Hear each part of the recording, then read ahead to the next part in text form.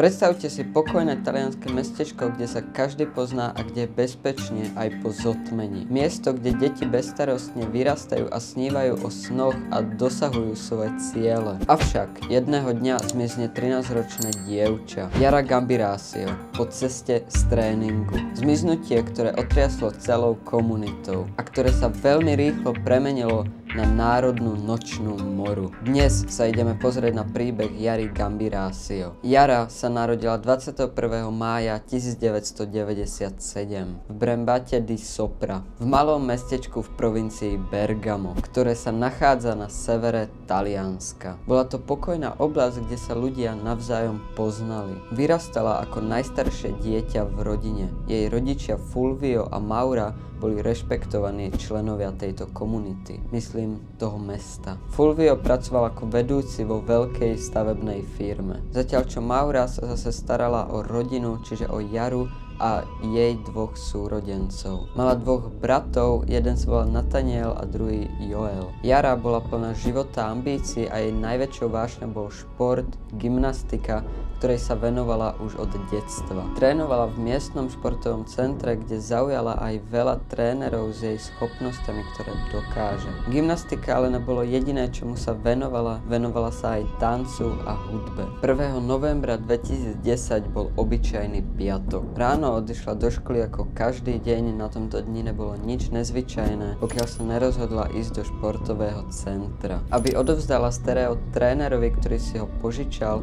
ale táto krátka návšteva sa stala osudnou. Okolo 18:30 Yara opustila športové centrum a vydala sa na krátku cestu domov. Mesto bolo tiché a Yara často chodila takto sama domov, lebo bolo pomerne bezpečné toto mesto. Cesta domov mala trvať len pár minút, no Yara sa už nikdy domov nevrátila. Keď neprišla Yara na večeru, tak rodičia začali byť veľmi znepokojení. Keď jej párkrát zavolali, ale nezdvihla to, tak sa rozhodli, že zavolajú na políciu. Zmiznutie Yary vyvolalo okamžitú reakciu v meste. Polícia a stovky dobrovoľníkov začali prehľadávať celé okolie a dúfali, že ju nájdu. Prehľadávali parky, lesy, opustené budovy, proste všade, kde by len mohla byť. Okrem fyzického pátrania sa polícia rozhodla, že bude kontrolovať kamery a začali vypočúvať obyvateľov mesta, ktorí by mohli niečo podozrivé vidieť alebo počuť a mohlo by to tak pomôcť vyšetrovaniu. Rodičia sa začali bať púšťať von svoje ostatné deti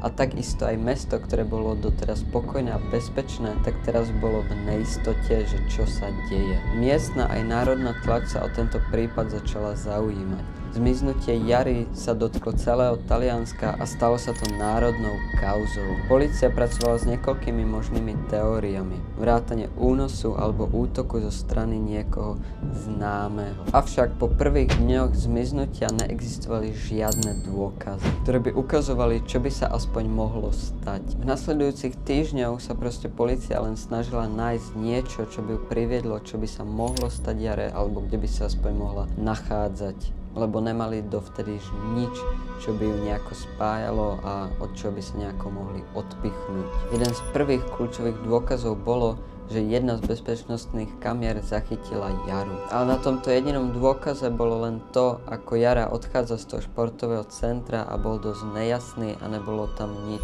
čo by nebolo správne. Ďalšou stopou bol signál z Yarinho mobilu, ktorý bol v meste Mapelo. Bolo to 3 km ďaleko od jej domova. Túto oblasť okamžite prehľadali, ale nič v nej nenašli. Vyšetrovatelia tiež objavili, že Yarin mobil bol vypnutý niekoľko hodín po jej zmiznutí. Toto bolo jej rodičom veľmi divné, lebo Yara by nikdy len tak nevypla svoj mobil. Toto naznačovalo k tomu, že by Yaru mohol niekto uniesť a následne vypnúť telefón, aby ich nikto nemohol sledovať. Po 3 mesiacoch intenzívneho pátrania a vyšetrovania sa stal zlom. 26. februára 2011, 3 mesiace po Yarinom zmiznutí. Jej telo bolo objavené v oblasti Chignolo di Sola. Ak zle čítam tieto miesta, tak sa ospravedlňujem, ale nejsem Talian.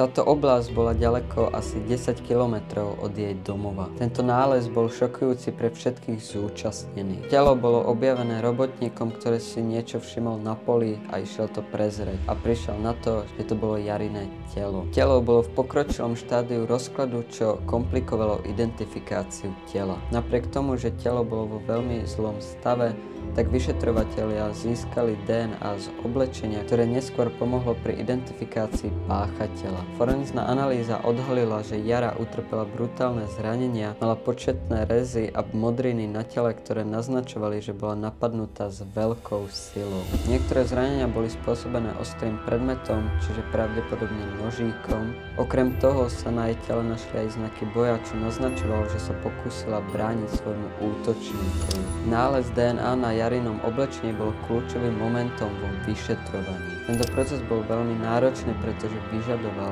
analýzu tisícok vzoriek od obyvateľov ich oblasti. Takisto aj od ľudí, ktorí sa mohli pohybovať v tom čase v tej oblasti. Postupne sa vyšetrovanie sústredilo na jednu konkrétnu vzorku DNA, ktorá sa zhodovala s DNA neznámeho muža, označovaného ako Ignoto 1.